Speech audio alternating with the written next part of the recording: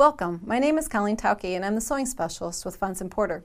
In this video tutorial, we're going to talk about fussy cutting templates.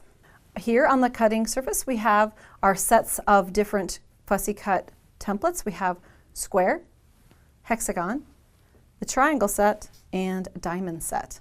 Now the quilt behind me, Crisscross Tiles, was made using the smaller version of the square template, and you can see of each of the intersections, a fussy cut design creates a focal point for each of the blocks in the quilt.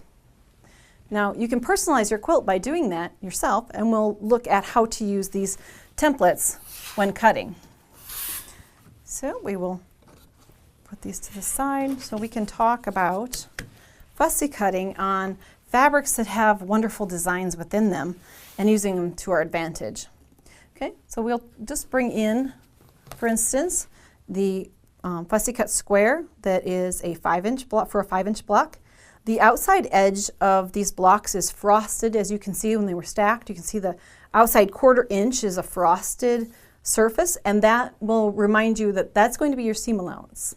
And then in the very center, there's a little tiny X, like a crosshair, and that would be the center of your block.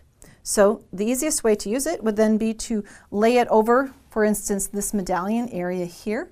If we wanted to center that in our block, we would take and drop the template over the top, lay that crosshairs right in the middle, and then come out and look for reference points on the outer edge of our block to decide, is that where we would like to then cut and create that medallion, kind of like Tony did in the Crisscross Tiles quilt behind me.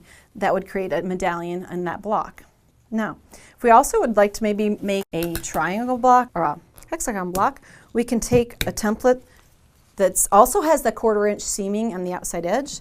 These are brand new templates and haven't been used yet, so we've got great ability to drop these and then drop that onto the hexagon or the medallion printed in the fabric to try and cut out a triangle. Now here, if you wanted to audition it, you would notice that if you were up close that the frosted edge of our seam allowance then it will tell you what part of that triangle would appear in your quilt and which would not. So you can decide then maybe I would want to go up to the 5-inch triangle. But you can audition them this way to create great focal points for your quilts.